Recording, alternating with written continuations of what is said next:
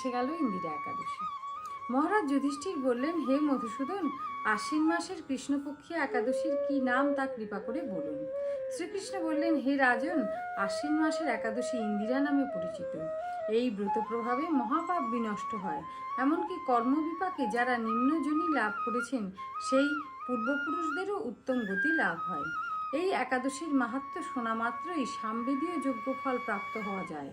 হে রাজন, মাহিষ্মতি নগরে ইন্দ্রসেন নামে এক প্রসিদ্ধ রাজা ছিলেন। ধর্মবিধি অনুসারে রাজ্য পালনে তিনি বিশেষ খ্যাতিসম্পন্ন ছিলেন। তার বিপুল ধন সম্পত্তি ছিল, পুত্র পৌত্রাদি সহ তিনি সুখে রাজ্য পরিচালনা করতেন।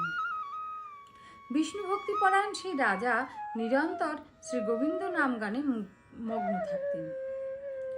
একদিন রাজা সুখে রাজসভায় বসে আছেন, এমন সময় দেবর্ষি নারদ স্বর্গ থেকে সেখানে এলেন।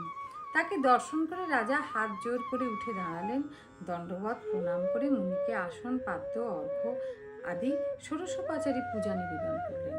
তারপর বললেন, হে মুনিবর, আপনার দর্শন মাত্র আমার যাবতীয় যজ্ঞফল লাভ হয়েছে। এখন আপনার আগমনের কারণ জানিয়ে আমাকে কৃতার্থ করুন। দেবর্ষি নারদ বললেন, হে মহারাজ, অতি বিস্ময়কর এক কথা শ্রবণ করুন। আমি একসময় যমলোকে গিয়েছিলাম।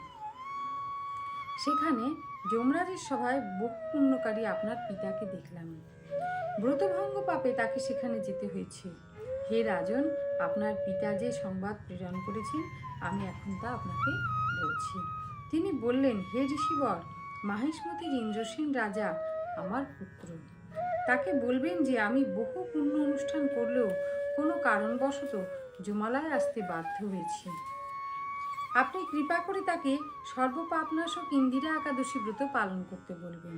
সেই ব্রত প্রভাবে আমি নিষ্পাপ হয়ে স্বর্গলোকে যেতে সমর্থ হব। এই কথা জানাবার জন্যই আমার আগমন। হে রাজন, আপনার পিতার মঙ্গল বিধানে আপনি যথাবিধি ইন্দিরা ব্রত পালন করুন। রাজা জিজ্ঞাসা করলেন, হে দেবর্ষি, সেই ইন্দিরা ব্রতের বিধি কি? কোন তিথি বা কোন পক্ষে এই একাদশী ব্রত করা কর্তব্য তা কৃপা করে আমাকে বলুন। দেবর্ষি উত্তর দিলেন, হে মহারাজ, আশ্বিন মাসের কৃষ্ণপক্ষে দশমীর দিন শ্রদ্ধা সহকারে প্রাতঃ স্নান করবেন। মধ্যাহ্নে ভক্তিভাবাপন্ন হয়ে পুনরায় স্নান করবেন এবং রাত্রিকালে ভূমিতে শয়ন করবেন। পরদিন একাদশীতে প্রাতঃকৃত্যাদি সমাপন করে নিরাহারে থাকবেন। ব্রতের নিয়মাবলী দৃঢ়ভাবে পালন করবেন। হে পুণ্ডরীকাক্ষ, হে অচ্যুত, হে শরণাগতের প্রতি কৃপা করুন। এভাবে শ্রদ্ধা সহকারে শালগ্রাম পূজা করে পিতার উদ্দেশ্যে ব্রতের ফল অর্পণ করবেন। দ্বাদশীর দিন সকালে ভক্তিভরে শ্রী গোবিন্দের পূজা করে ব্রাহ্মণ ভোজন করিয়ে অবশেষে নিজে মহাপ্রসাদ গ্রহণ করবেন।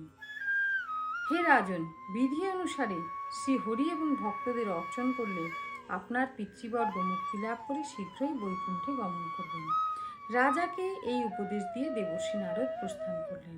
রাজা ইন্দ্রসেন মুনিবরের উপদেশ অনুসারে পুত্র পরিজন সহ ভক্তি সহকারে এই ইন্দিরা ব্রতের অনুষ্ঠান করলেন। তখন দেবলোক থেকে পুষ্পবৃষ্টি হতে লাগলো এবং তার পিতাও বিষ্ণুলোকে গমন করলেন। তারপর রাজা ইন্দ্রসেন নিজ পুত্রকে রাজ্যভার অর্পণ করে নিজেও বিষ্ণুলোকে ফিরে গেলেন। এই ইন্দিরা একাদশীর মাহাত্ম্য পাঠ ও শ্রবণে মানুষ সকল পাপ মুক্ত হয়ে বিষ্ণুলোক প্রাপ্ত হয়। 29শে সেপ্টেম্বর রবিবার কৃষ্ণা দ্বাদশী। একাদশীর পালন ভোর 5টা 27 থেকে 9টা 26-এর মধ্যে। আসুন আমরা সকলে এই একাদশী ব্রত পালন করি। হরে কৃষ্ণ।